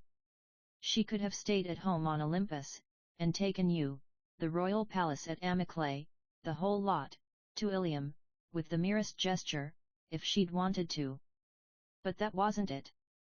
My son had the sort of good looks women run mad for. You were wet with lust the moment you saw him. That was your Aphrodite. And doesn't everyone dignify their appetite and stupidity by invoking the goddess name, blaming her? Sensuality and senselessness have more in common than a first syllable. The moment you saw him in his exotic oriental dress and dripping with gold, you lost your head completely. Life in Sparta was austere by comparison, but once Sparta was behind you, you saw yourself drowning in an ever-flowing river of Phrygian gold, submerging the whole city under a tidal wave of riotous expense. They were too bleak a stage for you, the bare rooms of Menelaus' palace, to overplay your fantasies of luxury and indulgence. And then, my son, you say, dragged you off by force. That's your version of the story. Which one of the Spartans saw this happen? Were there no witnesses? How loudly did you scream? Your brother Castor was a young man, still alive, still living there with his twin. Neither of them had yet been transformed into heavenly bodies and taken their places among the stars. And when you arrived in Troy, with the Greek army hot on your heels, and the battles began, if news reached you that this man's divisions had fought a successful engagement, O Menelaus, no praise was too good for him, so that my son ran mad with jealousy and despair that his rival in love had the upper hand. But if the Trojans won the day, Menelaus, pooh, what was he? He was nothing. Yes, you always kept a very beady eye on the main chance. You would make sure you were on the winning side. Loyalty, duty, love? Not worth that much to you, any of it. And as for this story of yours, how desperate you were to escape, how you lowered yourself by rope from the city walls, as if we kept you here against your will, well, how many times, may I ask, were you caught in the act of hanging yourself, or sharpening a knife to cut your own throat? Things any woman of breeding or nobility would be expected at least to attempt, if she were truly grieving for her former husband? Not you. I've lost count of the times I said to you, listen, daughter, you should get out of here. My son can find other women easily enough. I'll help you to escape in secret, I'll arrange an escort for you to the Greek ships, and so we'll make an end of this pointless slaughter of Greeks and Trojans. But that was not at all the kind of thing you had in mind. In Alexander's palace your most arrogant whim could be indulged. You loved nothing better than seeing Asiatics prostrating themselves at your feet. And how that mattered to you, how important it made you feel. And even now, you dare to parade yourself like this, wearing makeup, your hair brushed, with your best dress on, brazenly confronting your husband in the open air under the eye of heaven. You're worthless. Respectable women spit at you in contempt. If you had any decency in you at all, you would have come here on your knees in rags, shaven-headed and shivering with fear, prepared to humiliate yourself with every kind of self-abasement and shame for the wicked things you have done. Menelaus, you can see what I'm getting at. My arguments all point the same way. Consummate the Greek victory by killing your wife. Death is what she deserves. And other women will learn from her example that wives who betray their husbands must expect to die for it. Chorus Menelaus, punish your wife in a way worthy of the traditions of your family. Rescue the reputation of Greek womanhood by the nobility of your revenge. Menelaus, your conclusions are exactly the same as my own, that this woman left my house of her own free will to go to bed with a foreigner. To drag in Aphrodite is a mere smokescreen of pretentious self-importance. Take her away. Let her face death in the stoning pit. You can atone for the 10-year suffering of the Greeks with an hour of dying, or however long it takes. That'll teach you what it costs to humiliate me. Helen, I beg you on my knees, I implore you, don't kill because the gods are diseased. Hecuba, remember all your friends who are dead, murdered by this woman. On my knees, I beg you, remember. Menelaus: all right old woman, that'll do. I'm not listening to her. I'm speaking to my staff. Take her to where the ships are moored. We're sending her back home. Hecuba: don't travel in the same ship with her. Menelaus: why? Has she put on weight? Will she sink it? Hecuba: once a lover, always besotted. Menelaus: no, a sensible man loves someone worthy of his love. However, I shall do as you say. We won't go on board the same ship. A reasonable precaution. When we arrive in Argos she will be punished as she deserves. She's a wicked woman, and she will endure a terrible death that will be a warning to all women in the future to be chaste and moral in their behavior. That's by no means an easy lesson to teach, but the manner of her death will terrify the most frivolous of females, or others who might be tempted to be even more degraded than she is. Exeunt Helen, Menelaus, and guards. Chorus: O Zeus, our eyes are open now. You have betrayed us to the Greeks, the great temple of Ilium, the flames that glow eternally on the altar of offerings, the sweet pillars of myrrh smoke that rise to heaven, the incense thick in the air, even the sanctuary of Pergamon, the sacred mountain of Ida, where the melted snow leaps in torrents down the ivy-covered slopes, and first light flushes the eastern crest of dawn's handmaiden. The beauty of ritual is destroyed, all the sacrifices are over, no more hushed singing of sacred psalms, watch night services, vigils from first dark till dawn, no carrying of images cast in gold to the festivals of the 12 full moons of Troy. A shadow falls like ice in my heart. Do you care, on your radiant throne in the heavens, do you even remember, King of gods, that we exist, while the very air explodes around us, and fire reduces our city to ashes and stone? Oh my love, my husband, you are dead. You are out there somewhere unwashed, unburied, your poor ghost wanders aimlessly in the dark. And ships will carry me over the sea, their fast oars beating like wings, to the city of the horse breeders, Argos, whose great stone walls are the work of the Cyclops, and seem to touch the sky. But our children, a great crowd of them, weep and moan down by the gates, clinging desperately to their mothers, all their pain, screaming and tears to no avail. Mother, they sob, the Greeks will haul me away to their black ships, I shall be all alone, and the seagoing oars will sweep me across to sacred Salamis, or to where between two seas the Acropolis of Corinth guards Pelops' doors. I have one wish, that when Menelaus' ship is in the open sea, with the terrifying thunderclap from the hand of Zeus it will be struck by lightning amidships, right between the oars, and far out in the Aegean. I shall be in tears then, exiled from Troy, dehumanist, reduced to a thing that slaves for the Greeks, while Helen peers like a self-regarding schoolgirl in her mirrors of gold admiring her good looks. My wish for her is soon told. Dear gods, let her never come safe home to Sparta, never repossess that bedroom in her own house and hearth, never come again to the village of Pedae, as once she could, nor re-enter Athene's temple with the great bronze door, this woman whose promiscuity shamed Greece, and stained the pure waters of Simois with blood. No, no, no more agony. Our land is under the whip, the next stroke falls while we still bleed from the last. Yes, yes, you may weep, women of Troy. But the worst is still to come. They are bringing Astyanax's body, cast like a stone by the Greeks from the towers of Troy. Enter Talthybius and guards with Astyanax's body, carried in Hector's battle shield. Talthybius: Hecuba, there's only one ship of Neoptolemus' squadron still here.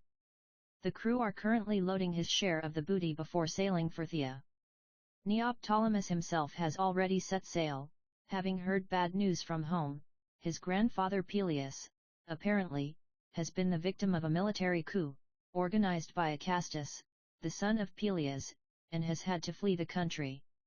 Time is of the essence, so he left at once, taking Andromache with him, whose heart broke in tears as she left her native land, and grief-stricken outbursts over the tomb of Hector, brought tears to my eyes too. She begged the prince that you should be allowed to bury the body, the son of your son Hector, who gave up his life, as ordered, thrown down from the walls of Troy. She begged too, that this shield with its bronze back, which has terrified the Greeks so many times in the hands of the boy's father, when he advanced protecting the whole of his body behind it, should not be sent across the sea to Peleus' house, nor stand as a mute reminder in the same chamber where the boy's mother, Andromache, to her grief, must give herself a second time as a bride, but be used instead of a coffin and cairn of stones, and that the boy should be buried lying beneath it. She asked me to make sure that the body came into your hands, so that you could shroud it with some of your own clothes and garland it with flowers, insofar as you can in your present difficult circumstances. She, because of her master's great haste, is robbed of the opportunity of burying her child herself, and is already gone. We, let me emphasize, as soon as you have laid out the body, buried him, and heaped up the earth on his grave, must step the mast, make sail, and away. So you must do what you have to do as quickly as possible. One thing I have done for you. As we came back across this, commander, I took the opportunity to wash the body, and wipe away the dirt and blood from his wounds. Well then, I shall now make it my business to dig a grave for the boy, so that my work will end as quickly as yours must, and then, with the greatest possible expedition, we can all go home. Hecuba, the great ark of Hector's shield. Here, put it on the ground. My eyes are stabbed to the brain. I never dreamed they would see such a sight. O you Greeks, you are so proud of yourselves as fighting men and thinkers. Are you proud of this too? Why him? Were you so frightened of a child you had to invent this unheard of savagery? Did you think he would rebuild fallen Troy from this rebel on his own? You're nothing, you're worth nothing. We could all see that when Hector was riding his good fortune, with 10,000 men fighting at his side, destroying you beneath his spear. But now, when the city is taken, and every Trojan fighting man lies dead, you have become terrified of a little child. What cowards you are! How I despise blind panic, unreasoning terror in rational men. My little darling, what a wretched, meaningless death has been meted out to you. If you had died on your feet, defending your city, in the full glory of your young manhood, having tasted the pleasures of marriage, one of the god-kings of Troy, everyone would have called you a happy man, if any of these things is worth the name of happiness. But though your child's soul may have glimpsed or sensed the glories you were born to, they have slipped from your grasp before you were old enough to enjoy them. My poor little boy, how dreadfully your head has been shaved by the walls of your own city, built by the prophetic god Apollo for your ancestors. These beautiful curls your mother so much loved to stroke and kiss and bury her face in, torn out, shorn to stubble. The blood still oozing from the broken bones, laughing at us in its mockery of life. No, no more of that. It degrades the decency of speech to put such things into words. Sweet little hands, the image of your fathers, so limp and lifeless now, mere appendages flopping at the end of your arms. And your lips, so delicious in all their childish chattering, and now so cold and dead.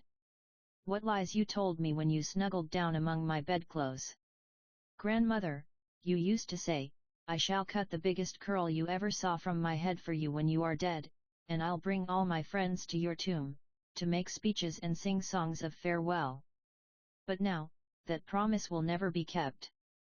And I, an old woman, with her city destroyed and all her children dead, must bury you, so much younger than I am, such a tender corpse. My dear little sweetheart, what use were all those cuddles I gave you, the times I nursed you, fed you, and got you off to sleep, all my love wasted when it comes to this, with you dead in my arms? What memorial verses would a poet write to be carved on your tombstone? This child was murdered by the Greeks because they were afraid of him. May all Hellas forever be ashamed of such an epitaph.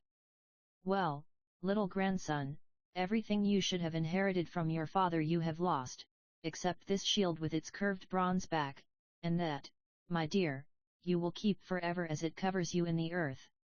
Women, do you see? This is the shield that protected Hector's magnificent arm.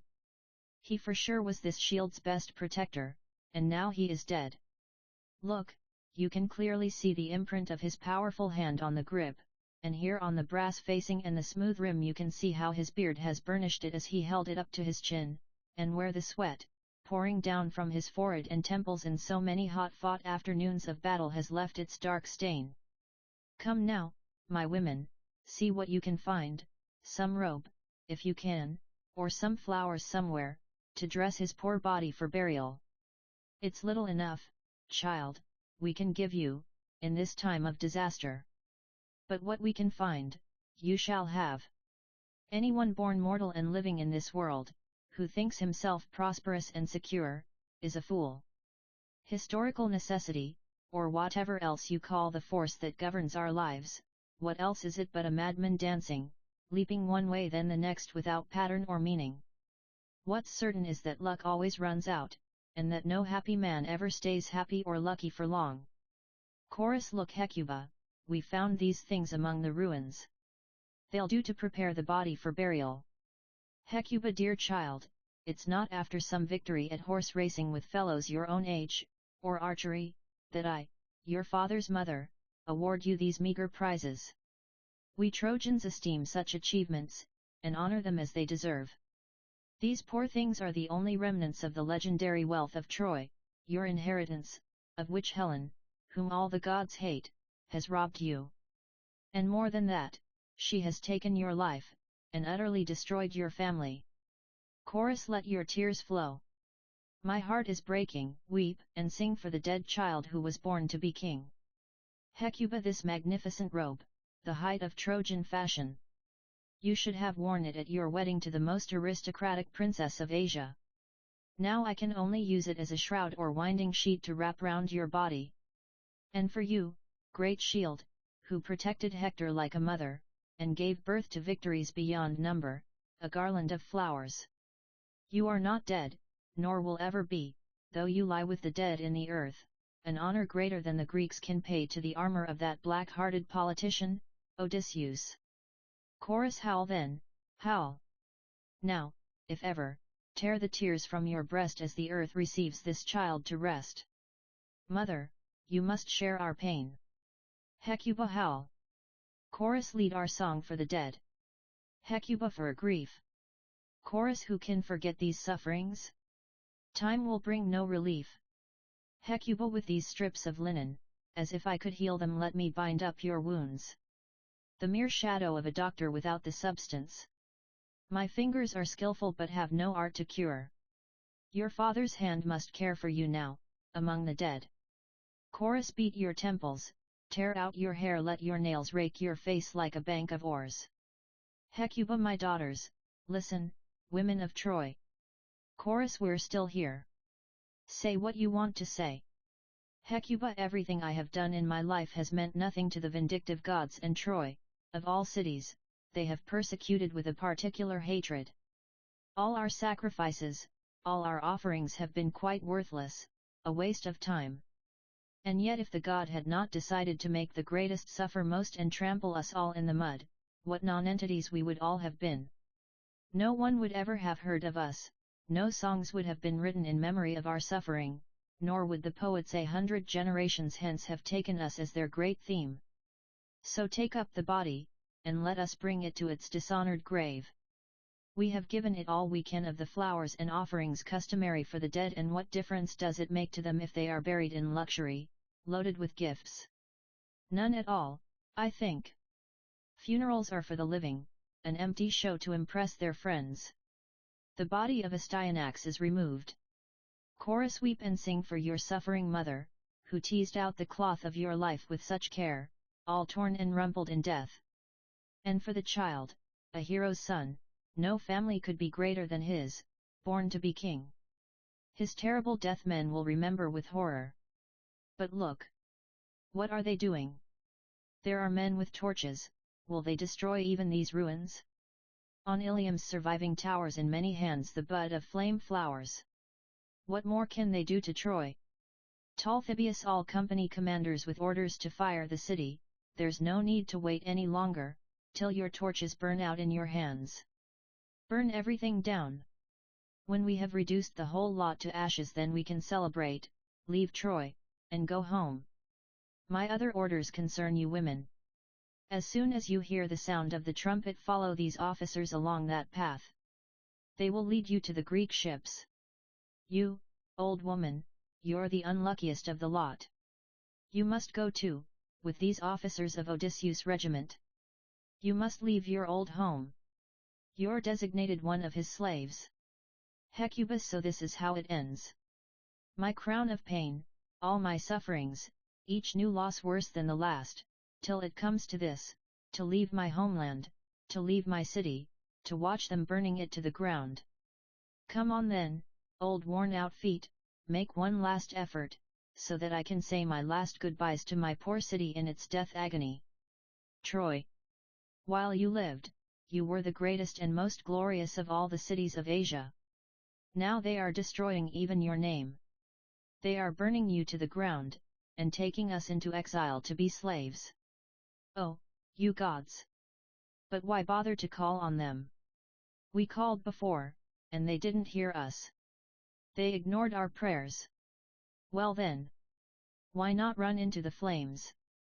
What could be better for me, the queen of this burning city, than to die in its embrace and make its funeral pyre my own? Talthybius, poor woman! You've suffered so much it's unbalanced you, like an ecstasy of pain. Hang on to her. You need not treat her with kid gloves. She belongs to Odysseus now, and your orders are to deliver her personally into his hands. Hecuba, howl! Howl! Howl! Son of Cronos, god of Troy, father of our fatherland, do you see? Dardanus' children don't deserve such a fall. Chorus, he sees, and does nothing. Troy, our beautiful city, no longer exists. They are burning, burning it all. Hecuba, howl! Howl! Howl! Troy is burning, every house is in flames, even the citadel, walls, and domes, the hungry flames are consuming it all. Chorus, the black wing of heaven shadows the dying houses of the murdered Trojans. Smoke is their funeral pall. Hecuba, my beloved city, my children's nurse. Chorus, weep louder, weep long. Hecuba, my children, do you hear your mother's voice? Chorus, cry to the dead.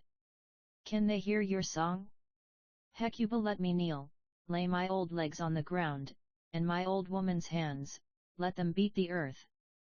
Chorus, let me kneel beside you, let my voice sound in the dark halls of Hades, the kingdom of death. Husband, can you hear me underground? Hecuba, like loot they are stealing us. Chorus, let the dead hear our pain. Hecuba, to live in their slave huts, to be a slave. Chorus, home gone, country gone. Hecuba, Priam, you are dead, but you have no grave, no friend to weep or keen, can you hear my anguished moan? Chorus, he hears nothing. The black veil of death has darkened his sacred eyes with the desecration of earth. Hecuba, my beloved country, temples of the gods. Chorus, weep louder, weep long. Hecuba, the fire consumes, and the spear invades. Chorus, soon anonymous earth, like a forgotten song. Hecuba, a cloud of dust darkens the sky like a shadowy wing, blots out my old home. Chorus, soon no one will remember this city, everything is dying, even the name, there is no place on earth called Troy. Hecuba, do you hear that sound? Chorus, Troy has fallen. Hecuba, it's like an earthquake. Everything's shaking. Chorus, the city sinks, we all drown. Hecuba, into the abyss. My legs are trembling, but I won't fall. Old limbs, strengthen yourselves. Your slavery is beginning. Chorus, Troy is finished. We must turn our weary feet to the harbor. The oars are waiting. March down to the Achaean fleet. Exeunt Hecuba, Talthybius, and Chorus. Postscript, reunion in Sarajevo. They meet regularly, the dark-robed women. The time and place of the next meeting is never known, only that there will be one. The ancient disgrace will be reenacted, the old moan by the fresh earth, the white face that says everything and nothing, and always a boy broken on the stones of Troy. It was the Athenians who first troubled the graves of the dark-robed dead. Triremes cut the unprotected waves to Melos, the decree leaves nothing male living, the boys bleed with the men, the women rostered as slaves. And Hecuba stirs in her dark bed, Andromache's ashes gather, Cassandra's lust for prophecy is born again in the dust. They have lost count now, the dark-robed mourners, of the many times they have met. Fresh blood draws them, injustice gathers these shadowy ladies, so that whatever suffers shares the remembrance of suffering, the wet cheeks, the torn hair, the terrors repeated again and again. They meet always in the hope that this will be the last reunion, that they may return in peace to the past, always disappointed. In the mortared marketplace Andromache shovels her son into a bag. Raped Cassandra's crazed face stares from the TV screen. No trace of Polyxena's tomb.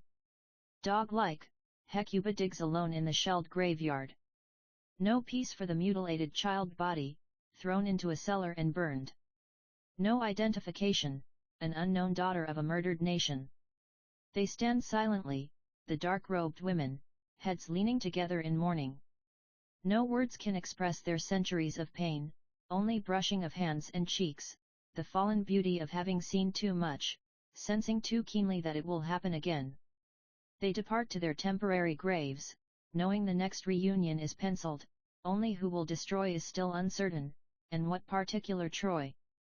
Written in response to the Women of Troy, by Don Taylor, June 1994. Bloomsbury Methuen Drama, an imprint of Bloomsbury Publishing plc, imprint previously known as Methuen Drama 50, Bedford Square 1385 Broadway, London, WC1B3DP UK, New York, New York 10018 USA. www.bloomsbury.com. Bloomsbury, Methuen Drama, and the Diana logo are trademarks of Bloomsbury Publishing plc. First published in Euripides, The War Plays in 1990 by Methuen Drama. Translation copyright 1990 by Don Taylor, 2007, The Estate of Don Taylor.